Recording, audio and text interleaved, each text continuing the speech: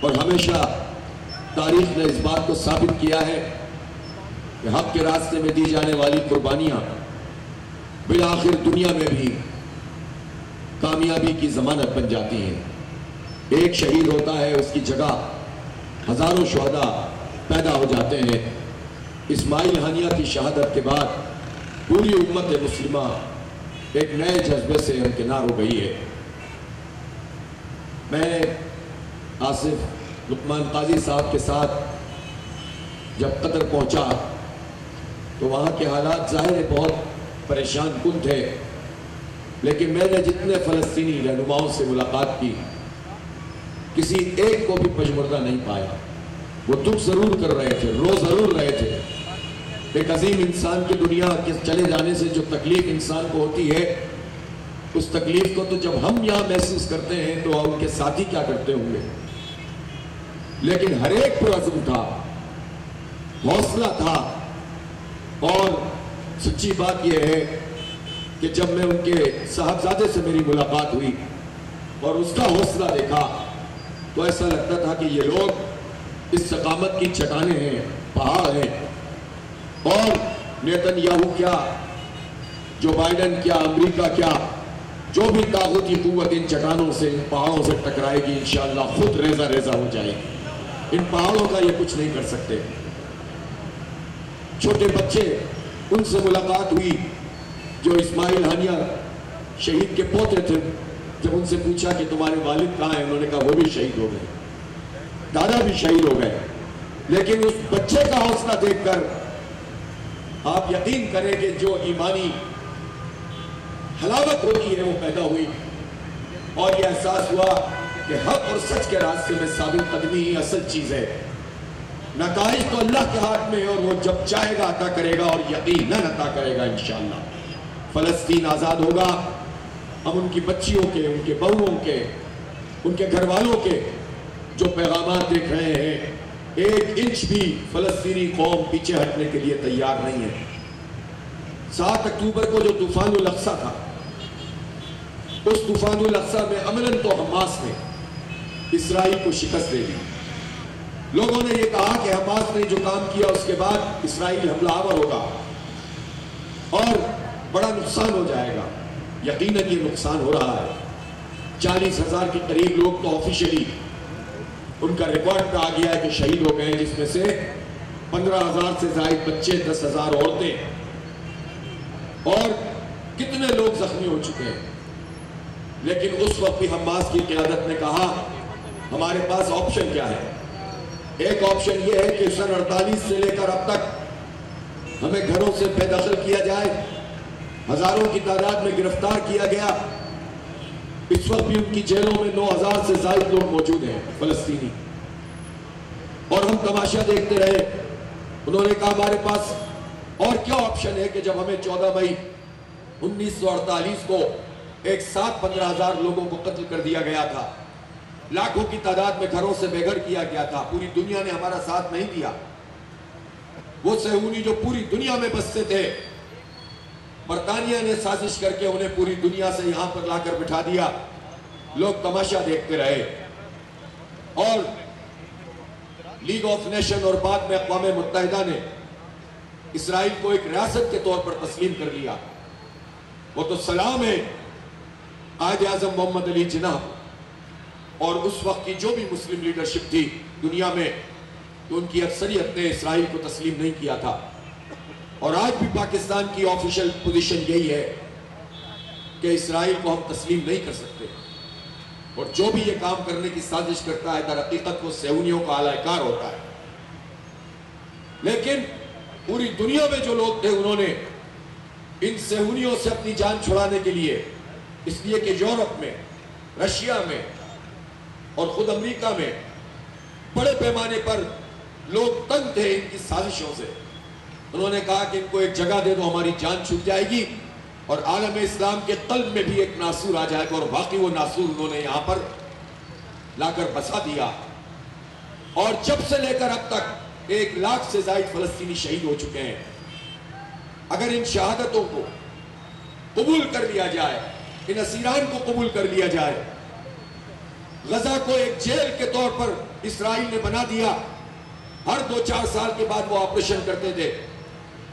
برباد کر کے رکھ دیا, ملازمت کے مواقع ختم کر دیے. تو پھر اگر حماس یہ کام نہیں کرتی تو اس کا مطلب ہے کہ پھر سب کچھ ہی ختم ہو جانا تھا. ہمیشہ کے لیے یہ طے ہو جاتا کہ کوئی بھی جارِ قوت آئے گی اور قبضہ کر لے گی اور کوئی ان کے سامنے آ کر کھڑا نہیں ہوگا اور سب سرنڈر کریں گے. حماس نے عزیمت کا راستہ اختیار کیا. القسام بریگیڈ نے انٹیلیجنس کی تاریخ میں سب سے زیادہ منظم اور خفیہ آپریشن کیا. تماشا دیکھتی رہ گئی اسرائیل کی انٹیلیجنس. ان کے آئرن ڈوم ناکام ہو گئے, ان کی فوج ناکام ہو گئی, امریکہ کی دی ہوئی ٹیکنالوجی ناکام ہو گئی, اور وہ نقصان پہنچایا کہ اسرائیل کبھی بھی اب ٹھہر نہیں سکے گا. اسے شکست ہو چکی ہے, وہ ہار چکا ہے, اور وہ صرف سیویلینز پر بمباری کر رہا ہے. اب وہ صرف سازشوں کے ذریعے سے ٹارگٹ کر سکتا ہے قیادت کو, لیکن وہ کبھی بھی فلسطینیوں پر قابو نہیں پا سکتا. اسماعیل ہانیہ کی شہادت نے فلسطینیوں کو ایک نئے عزم سے ہمکنار کیا ہے, اور ہم پوری پاکستانی قوم کی طرف سے, پوری امت مسلمہ کی طرف سے فلسطینیوں کے ساتھ اظہار یکجہتی کر رہے ہیں. میں دیکھ رہا تھا قطر میں, دوحہ میں, تو مجھے ترکی کے اسپیکر بھی نظر آئے, مجھے اور بہت سارے عمان کے لوگ بھی نظر آئے, مجھے جو قطر کے شیخ تھے وہ اور ان کے والد صاحب بھی, انہوں نے بھرپور طریقے سے نماز جنازہ میں شرکت کی, اور قطر نے بڑی ہمت کا ثبوت دیتے ہوئے, جرأت کا ثبوت دیتے ہوئے اس کو سرکاری سطح پر اسماعیل ہانیہ کی شہادت کی تقریب جو ان کی رسومات تھی اس کو ادا کیا, اور پوری دنیا کو یہ پیغام دیا کہ ہر ملک غلام نہیں ہوتا. انٹریکشن اور مفادات کی خاطر اگر بڑی طاقتوں سے بات چیت بھی ہوتی ہے تو غلامی نہیں کی جاتی, اور انہوں نے اس بات کا زندہ ثبوت دیا. ہم نے ایران کے آفیشلز کو بھی دیکھا, ہم نے اور بہت سارے ملکوں کو بھی دیکھا, لیکن وہ پاکستان جس کے بانی نے کہا تھا کہ ہم کبھی اسرائیل کو تسلیم نہیں کریں گے, یہ مغرب کی ناجائز اولاد ہے, اس کو کبھی تسلیم نہیں کیا جا سکتا. میں پاکستان کے وزیر خارجہ صاحب کو بھی تلاش کرتا رہا اور پاکستان کے سفیر کو بھی دیکھتا رہا, مجھے وہ وہاں پر نہیں ملے. اگر وہ وہاں پہنچے ہو تو ہمیں بھی اطلاع دے دیں. یہ افسوسناک بات ہے, وزیر اعظم کو جانا چاہیے تھا اس میں. یہی تو موقع ہوتے ہیں جب آپ اپنے ملک کی عزت کا اور غیرت کا خیال رکھتے ہوئے پوری دنیا کے سامنے اپنے آپ کو پیش کرتے ہیں کہ ہمارے حالات جیسے بھی ہوں ہم اپنی حمیت اور غیرت کا سودا نہیں کر سکتے. لیکن ان میں اتنی جرأت نہیں ہوئی. انہوں نے تو پہلے ایک بیان جاری کیا تھا, پھر اس بیان سے بھی پیچھے ہٹ گئے تھے. وہ تو جب عوامی دباؤ آیا ہے تو انہوں نے اسرائیل کی مذمت کی ہے. اس لیے ہمیں افسوس اور دکھ ہے کہ ہماری مسلم حکومتیں ہماری تمناؤں کا خون کرتی ہیں, ہماری ایمان اور غیرت کو ریپریزنٹ نہیں کرتی ہیں, حق کے راستے میں باطل کا ساتھ دیتے ہیں, امریکہ سے خوف کھاتے ہیں. اور اس کا سبب یہ ہے کہ یہ حکومتیں, یہ جو حکمران طبقہ ہے, یہ امریکہ کی آشیرواد کے سہارے ہی ہمارے سروں پر مسلط ہے, اور یہ سمجھتے ہیں کہ اگر ہم نے اسرائیل اور امریکہ کے خلاف کوئی قدم اٹھایا تو اس کے نتیجے میں ان کی حکومتیں چلی جائیں گی, اور یہ اپنی حکومتوں کے تحفظ کے لیے, اپنی بادشاہتوں کے تحفظ کے لیے امت کا خون کرتے ہیں, اس کی ترجمانی نہیں کرتے ہیں.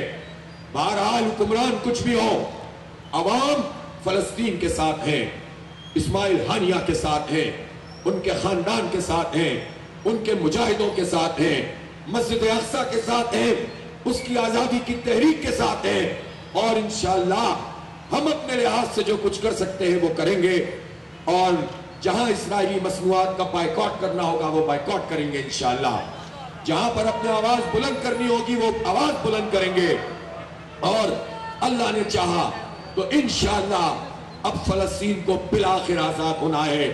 سوال تو امریکہ کے لیے ہے, بڑی طاقتوں کے لیے ہے, اقوام متحدہ کے لیے ہے کہ اگر عالمی عدالت بھی نیتن یاہو کو جنگی مجرم قرار دے دے اور اسرائیلی فوج کے اس عمل کو جینوسائیڈ قرار دے رہی ہے, تو دنیا میں وہ کون سی طاقت ہے کہ جو اس دہشت گرد کا راستہ روک سکتی ہو؟ बस इससे ये बात साबित हो गई कि जिहाद ही रास्ता है, मुजाहिमत ही रास्ता है। जिद्दोजहद के नतीजे में ही हम दहशतगर्द इसराइल उसका हाथ रोक सकते हैं। हमें अपनी अपनी सतह पर उस अजीम जिहाद में अपना हिस्सा डालना होगा और हम ये काम करते रहेंगे इंशाअल्लाह। असल बात यह है कि अगर इन मुस्लिम ममालिक में अवाम हक और सच की बुनियाद पर, दीन की बुनियाद पर, अदल के निजाम की बुनियाद पर जालिमों से अपनी जान छुड़ाने में, अमरीकी आलाकारों से, अमेरिका के गुलामों से जान छुड़ाने में कामयाब हो जाए तो इसराइल को यह जरूरत नहीं होगी कि वो मैली आंख से फलस्तीन की तरफ देख सके। पाकिस्तान एटमी ताकत है, पाकिस्तान के पास प्रोफेशनल आर्मी है, मुस्लिम दुनिया में 77 लाख अफवाज मौजूद हैं, मिसाइल टेक्नोलॉजी है, मादनियात है, पेट्रोलियम है, सब कुछ तो हमारे पास है। लेकिन जो टोला हमारे सरों पर मुसल्लत है, उस टोले के नतीजे में इसराइल हमारे लोगों को शहीद कर रहा है। पुरअज़्म होकर इस पूरे तबकात जो हमारे सरों पर मुसल्लत है, एक पुरअमन सियासी मुज़ाहिमत करने की जरूरत है। इसलिए मैं इस धरने के शुरका को भी जो यहाँ 9 दिन से मौजूद है खराज अकीदत पेश करता हूँ। और आप एक अजीम फरीज़ा अंजाम दे रहे हैं, जहाँ आप पाकिस्तान के गरीबों, मजलूमों और महंगाई के मारे लोगों का मुकदमा लड़ रहे हैं, वहीं आपने यहाँ इस्माइल हानिया की शहादत के बाद दुनिया का सबसे बड़ा गायबाना नमाज जनाजा अदा की है। आज चूंकि इस्माइल हानिया शहीद नहीं, ये ऐलान किया था चंद दिन पहले कि असीरान का दिन मनाया जाएगा, तो आज हम उसी ऐलान के मुताबिक असीरान का दिन भी मना रहे हैं। और इंशाअल्लाह 5 तारीख को हम कश्मीरियों का मुकदमा भी लड़ेंगे। हम उम्मत का तसव्वुर रखते हैं, लेकिन हम अपने मकामी हालात से भी गाफिल नहीं हो सकते। ये चौमुखी लड़ाई है जो अहले हक को लड़नी है, और इंशाअल्लाह हर महाज पर हम लड़ेंगे और अपनी जिद्दोजहद को तेज तर करेंगे।